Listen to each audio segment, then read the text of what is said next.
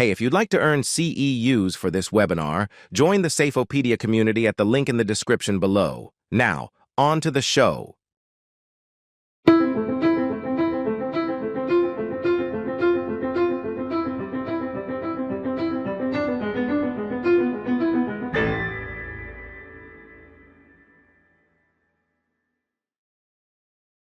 Thanks very much for the opportunity, Brian.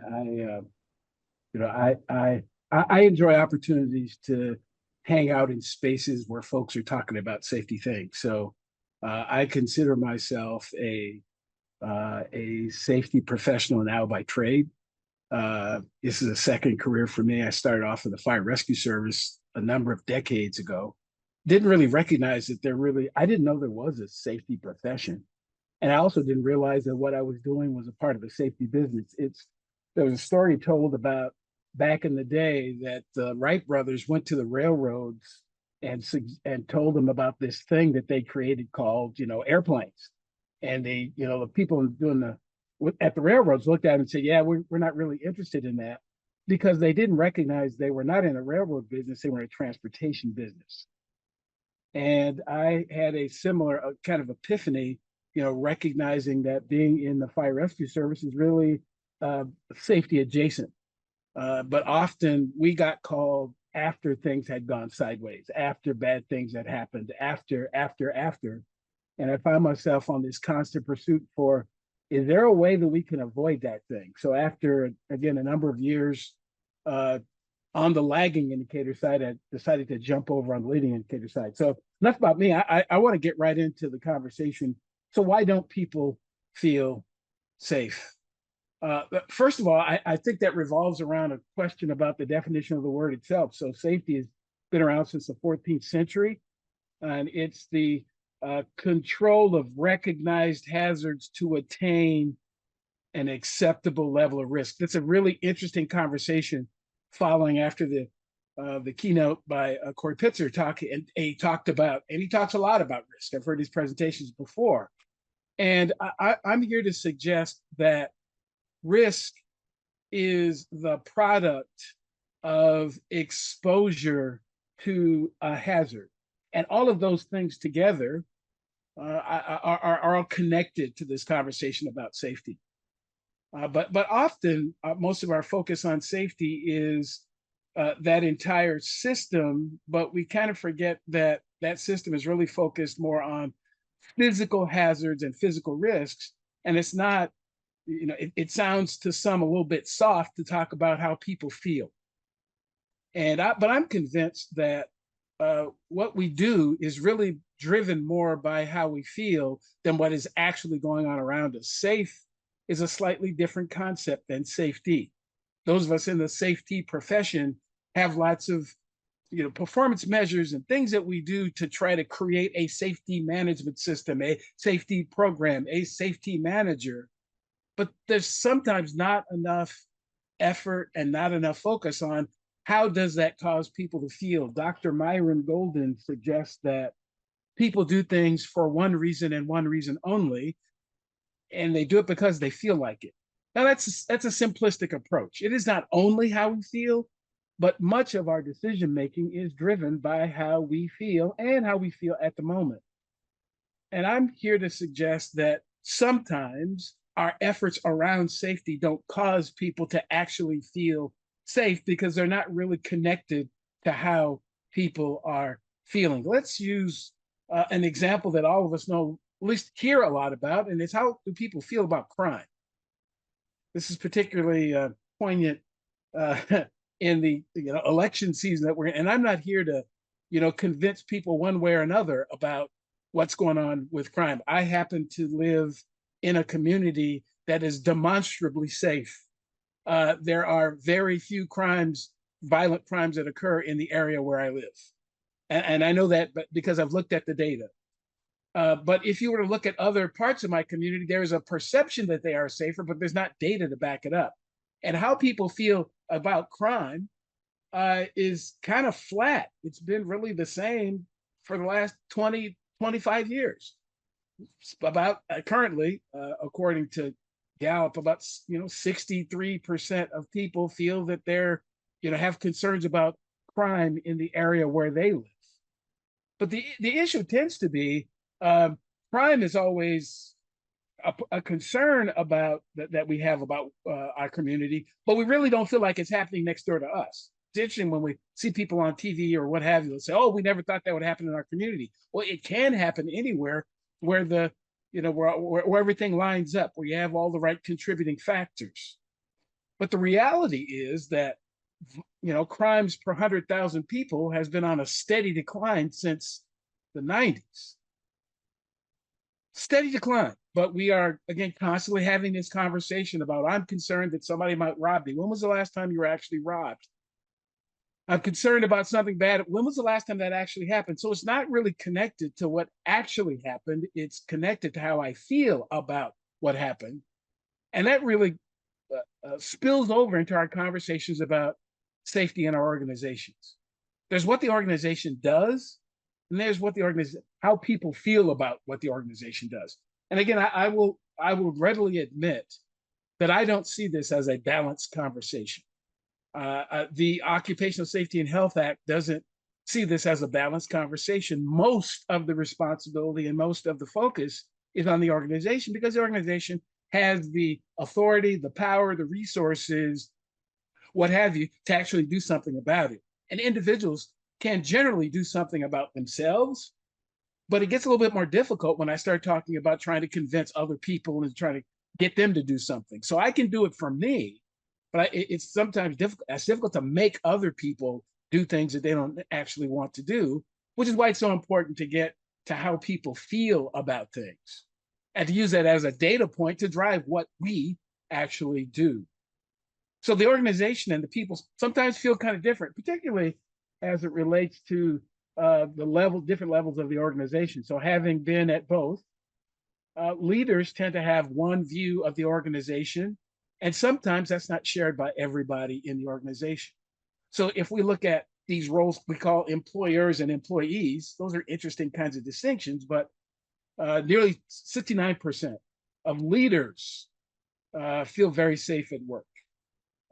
They think that they think that their direct reports feel safe as well, but only about a third of the workers feel that same way. And that's, I just find that really interesting. I just find it interesting that there are these differences again at the top. Folks feel a particular way because of the things that we've done, but folks that are actually closer to the risk don't necessarily share that perspective. So, and it doesn't matter which industry we talk about. The people who are closer to the hazards are going to have different views about how that hazard is going to impact me and about how I manage the risk associated with that hazard. Again, if I'm in the C-suite and I haven't been, I'm not routinely exposed to that thing. So we do this process, whatever this process is. This process has hazards, and some people are vulnerable to them and some are not. In my office, I'm often not all that exposed to that. And if I don't stay in connection with the people who are, I could get this kind of skewed view of about what's actually going on. We're making money. We are achieving our goals. We are getting things done. But how do the people who are closest to the hazards actually feel about that? We had lots of conversation during the height of the pandemic about folks that we described as frontline workers. These, folks who've been around and in our systems for years, but we didn't sometimes really pay attention to them. At least, again, this is my view and perspective. I'm not convinced that the pandemic changed nearly as many things as some will suggest. I think I actually believe that the pandemic didn't change a lot, but it exposed a lot. A lot of the issues that were going on were already going on pre-pandemic, and we were kind of forced to pay attention to them. But the issues weren't necessarily new. It was, again, our global exposure to a biological hazard, but it's not the only biological hazard that exists. It's not the only issue that we have to be concerned with. But it just kind of took our attention because it was so many of us were affected by it. But again, these folks that we call frontline workers, they are still exposed to the same kinds of hazards they were exposed to before. They may not be as exposed to the COVID-19, scenario or that particular hazard because of all kinds of things. Whatever pick your list of things why you believe that that's gotten better, but there all these other risks are still there. They haven't really changed, and particularly people's approaches to them in some cases have not changed, and in some cases perhaps have gotten less effective because of this attempt to try to get back to normal, whatever we thought normal was. But again, more than half of frontline workers feel the threat of physical harm. They feel differently than folks do who are in the upper levels of these organizations. There's also this whole generational difference, and we don't really have even the time to go into it, but there's some days I believe that I was a Gen Zer that was born a few years too early because I happen to agree with the way that they see a lot of things. Not everything, but a lot of it, I agree with. The other issue when we talk about, because I hear people, particularly folks of my generation and older, who talk about, oh, they're just too weak and they don't understand what's going on and they need to work harder and blah, blah, blah. But take it from their perspective. These younger human beings have had they're the ones that we told about stranger danger, and we put padding under their jungle gym, and we forced them into a car seat or made them wear a seatbelt, or so we talked to them about safety at home. Now they're coming into the workplace and they don't see that reflect. They're going like, well, hold up. I thought bullying was bad. That's what they told me in school. So really, this is how they feel, and these are just what I've heard. They're not a monolith. They don't all feel that way.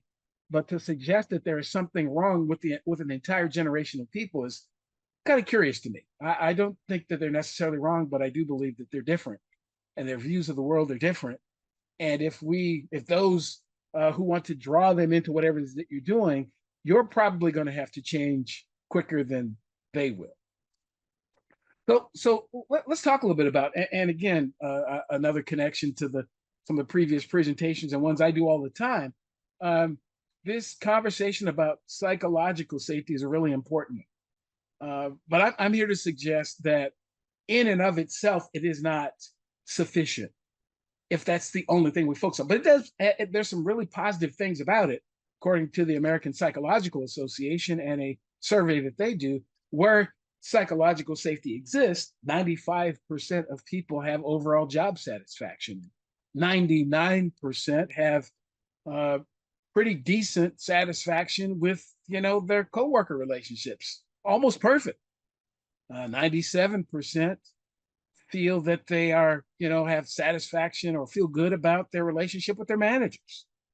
95% have satisfaction with their work schedule. They're not necessarily complaining about the hours that they work, but it's not necessarily because of the hours, it's because of the psychological safety. 89% are good with their compensation. Often conversations about what people make are not about the money at all. It's about how the money makes me feel. It's about how what do I have to do to get that money? I can tell you, having been in circumstances before where I made a lot of money, but emotionally I didn't enjoy it. It was way too stressful for me. It was too emotionally, in some cases, almost toxic or abusive to me. And I know that there are folks who, it's all about the money for them, but then you have to ask, sometimes you ask people who are making a lot of money, do you really enjoy that? Because you don't necessarily look like you do. You never take a vacation. You have lots of stress. You have lots of physical challenges. The people around you are extremely stressed. So again, that's a choice to make. But again, in a psychologically safe environment, you find that most people, they're good with their compensation. And they're even good with the non-compensatory kinds of things that are going on, the recognition that they receive, the praise they receive from their supervisors. When there's an environment of psychological safety, then you tend to not have as many issues with these parts of your work. But I'm here, again, back to the statement that I made earlier. I honestly believe that psychological safety in and of itself is not sufficient, because you can actually get psychological safety by accident. Take three people, we're all great friends, we've been great friends forever, we start something up. As I say this often, I do everything really perfect for me. Works great for me, which is why I do it. I do things the way that I do them, I see them the way that I see them, and it's great for me. But when I involve someone else, it changes the dynamic a bit. The question is it also great for them? That's something that you learn after 37 years in a committed relationship with the same person. I finally realized that not everything that I thought was great did she think was great. And we've had to work our way through those things. And there are some things that, she likes it, I don't. I like it, she doesn't. But it's not enough to throw away the relationship. So we work our way through those things, and we try to focus on those areas where, yeah, we really agree on this thing. We enjoy that thing, and the others we're okay not liking it. Well, some of those same kinds of views I take into my interactions with other people, and there's a recognition though that psychological safety cannot be achieved or maintained without paying attention to the psychosocial hazards in that environment. You can't do it. So what's a hazard? Safety professionals know a lot about a hazard. Hazard is really anything that can cause you harm, anything, not just physical things. We talk a lot about them, but it's not just physical things. And these conversations about hazards tend to stem from our awareness about the big five, if you will: biological, chemical, ergonomic, physical, chemical, and safety related hazards. These are the hazards that here in the United States and a good percentage of the industrialized world, our safety related systems are built around these five hazards. They are built to address them. And as a matter of fact, they have done an excellent job of addressing them. But again, I'm here to suggest that one of the reasons that people don't feel safe is the hazard that we've not spent enough time and had enough conversation about. So that hazard is psychosocial hazard. So what does the word mean? Psychosocial is the interplay between how we think and how we act. What's going on in our head, and then how what's going on in our head manifests itself in terms of what we do. If you think about this, particularly in the workplace, I don't know what you're thinking. I don't know how you're feeling. I can only observe what you're doing. I can observe I can hear what you're saying. I don't really know what your motivation is. And we tend to evaluate ourselves based on our intent. We evaluate other people based on what they do, because we really don't have any idea what was going on in their head at the moment. But I believe that we can create environments that incentivize people to behave in certain ways. And again, this is a very, it's a very kind of a touchy subject because it doesn't work the same for everybody.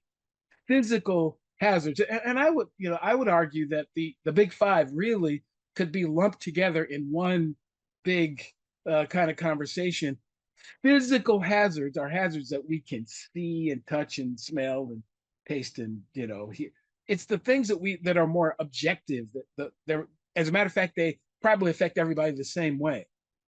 If you bring a chemical into the workplace, the SDS is going to tell you what the chemical will do to humans if you inhale it, if you're exposed to it, if you touch it, if you ingest it, and it's going to have that same effect on virtually every human. There might be some rare exceptions, but generally it's going to affect everybody the same way. A psychosocial hazard just isn't the same thing. And the reason that isn't the same thing is because of the primary definition. This definition is one that I created in my research, because when I looked around doing research on psychosocial hazards and psychosocial hazard mitigation, I found that there are lots of lists around the world. They're called definitions, but to me, they look like a list. This thing, that thing, this thing, that thing. And it's on a list. So, but why is it on the list? And the thing that I found to be common is this definition: a psychosocial hazard is a psychosocial factor that is perceived or experienced by the person is exposed to it as a threat that influences the way they behave. How I think, how I behave. And it starts with that first piece, that whole perception thing. Again, but I heard this once and continue to repeat it. Life, in essence, is empty and meaningless, and we spend our entire existence making meaning out of things. It's what we do. We take in something that we see, we hear, we smell, we touch, we taste, and we tell ourselves something about that. We do. Perception is about the process of collecting data and information about the environment around us. And we're doing it all the time. Our brain, as a matter of fact, is taking in about 11 million bits of information per second. It's not paying serious attention to all of it. And there are reasons for that, but it's paying a lot of attention to those 40 or 50 bits or so that have the potential to create harm.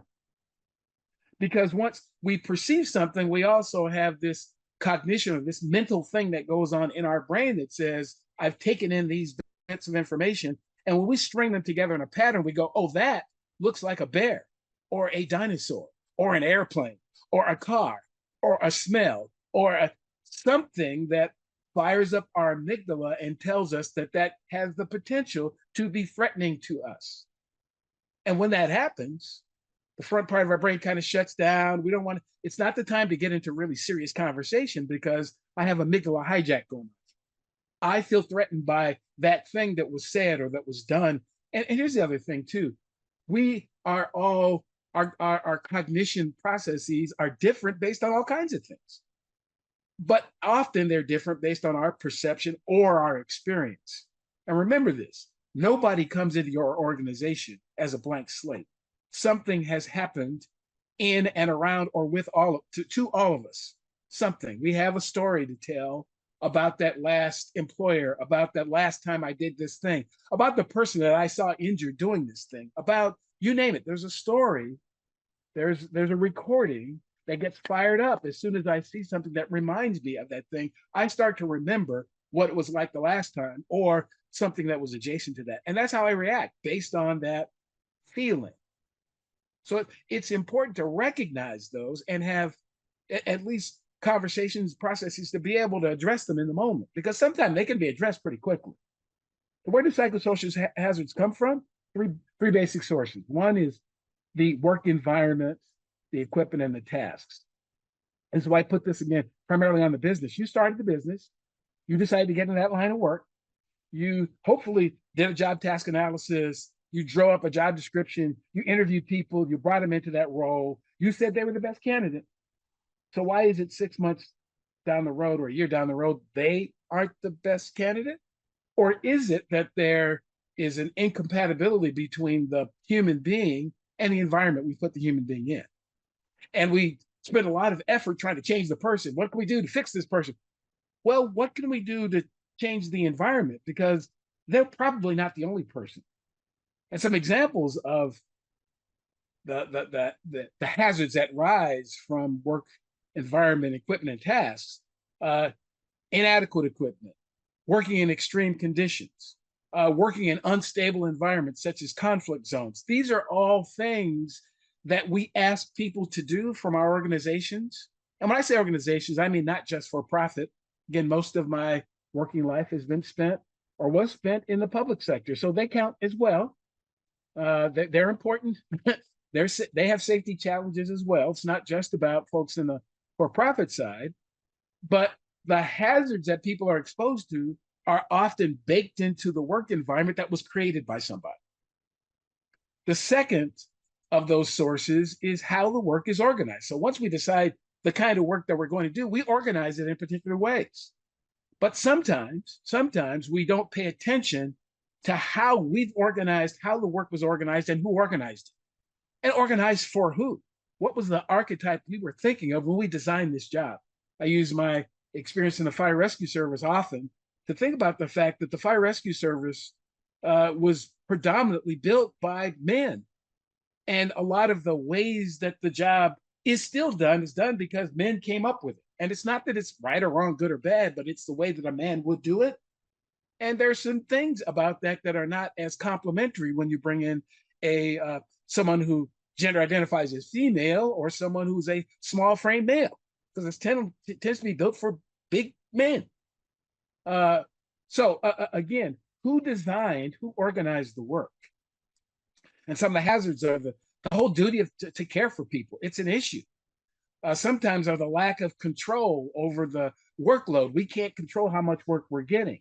Sometimes there's exposure to the general public. That's an issue in and of itself. And there's time pressure and a lot of the jobs that we put people in.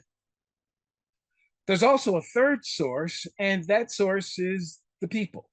I mean, there are those who are working in environments where there aren't as many people. There's a lot of automation, but people, we are complex creatures. And again, not that we're better or worse or good or bad. I tend to, those labels, what do they mean? Good to who? Who decided that was good or bad? Because what some people think is good, other people think is horrible. And they're likely both right, depending on the context. An example I use is that there are many places in the world where prostitution is perfectly legal. And in some cases, it is not. But we have lots of, so we have systems that are built around our values. And the challenge is we bring people into our social settings whose values may not be the same, but we're expected to get things done without communicating our values. So we have the interview. We don't tell folks what we believe. We allow them to kind of guess, or we tell them things that aren't actually true. And then when they get into the system, they find out, well, I guess this really isn't a family. And I guess the pay really isn't as good as they said it was. And I didn't realize I'd have to work 24/7, 365 and not get time off. And I didn't realize that I'd be bullied and harassed and mistreated by people. They didn't tell me that. So again, under the social factors at work, there are a variety of potential hazards. The management style might not match the work. There are some folks who are harassed at work. There are others who are bullied at work. And God forbid, but there are some people who actually experience violence at work. So all of these hazards, if they are not recognized, they're not going to be addressed. And people are almost, they have to make this decision then on their own to decide, well, how much of that do I want to be exposed to? How does that really make me feel?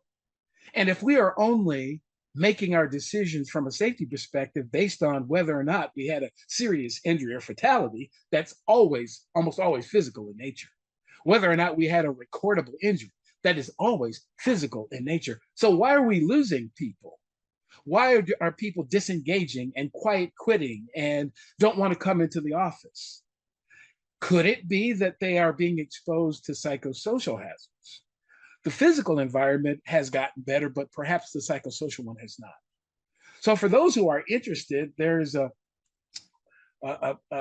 concept that was created by NIOSH called total worker health. And they have taken a look at the hierarchy of controls that many of us have, kind of talked about it slightly to address total worker health. And in my view, to also just to address psychosocial hazards. Because from a psychosocial perspective, there are some hazards we can eliminate. We don't have to bully people. That is something, we don't have to. We can choose to. We can eliminate that. There are things that we can do to minimize the violence that occurs, at least with our coworkers. And even from the general public or from the customer, there are things that we can do to really buttress the folks in our system from that. So there's some things we can do to eliminate it. There are others we can do to substitute it for something that's, it's a little bit less hazardous, a little less stressful for the person. We can also redesign the work itself, perhaps give people less exposure to that thing, rotate job assignments, put people in teams as opposed to having them do things by themselves. So again, there are some cases, I also want to say that you cannot eliminate all psychosocial hazards. There are some physical hazards that will probably be present as well, but you absolutely cannot eliminate all psychosocial hazards because it's based on the person, not based on the environment itself. So you can also try to educate the person on the environment itself. If I find, and I'm close to the end here and want to certainly answer some of your questions, I find it interesting when organizations open up their doors and say, yeah, we have an open door policy. We're open for all kinds of people to come and work here. What they don't tell you is about what it really is. They don't really tell you that, yeah, we want to have you here, but you're the first, the few, or one of the only people like you to be here. Your experience is probably going to be different, and we want to work with you, but we need to be honest. It's probably going to be hard. It's like the conversation that was had with Jackie Robinson when we went into Major League Baseball, or to pick your person who has broken a barrier. It was difficult for them in some way, shape, or form, and it took both the individual and the organization working together to cause that to work, and not kind of faking it and acting like it's better than it is, because we can adapt. And ultimately, sometimes we do have to make change with people. But I believe that we should do the first four before we focus on the fifth. So the process of addressing this issue, at least from my view, is first people have to have an awareness about what's going on. There's uh, an instrument I created in my research called the psychosocial hazard inventory, where we actually help people identify this is what's going on in your environment. Again, if you don't know it's there, you're probably not going to do anything about it. There are lots of tools out there to be able to do assessments of, once we know it's there, how impactful is it? Because that helps our decision making. And in some cases, we know it's there, we know it's impactful, but it's just a part of the job. There's not a lot we're going to be able to do about that thing. To be a firefighter, you have to go into situations where buildings are on fire. If you want to work in, wastewater and sewer, you're going to go into the sewers. I mean, it is what it is. It's part of the job. If you're going to do MMA, somebody's going to punch you in the face. So if we understand what the hazard is, we can make the adaptation necessary so it is safe as possible for us to be able to engage in it. And then ultimately, we should have a plan to be able to document not only the things that are in our head, but the things we've decided to do together. So again, that's about it. I have to do. I can't help it, but I have to do a shameless plug for a conversation that I have weekly, thing called the Psych, or opportunity called the Psych Health and Safety USA podcast. I talk to folks about this topic, about psychological health and safety, every single week. And also, I've talked so much about it now that I've decided to write a book about it. The book will actually be out in the spring. It's available for early birds right now, but it'll be out in the spring, talking about psychosocial hazards specifically. I'm trying to convince people that they actually do exist. And here's how you can catch up with me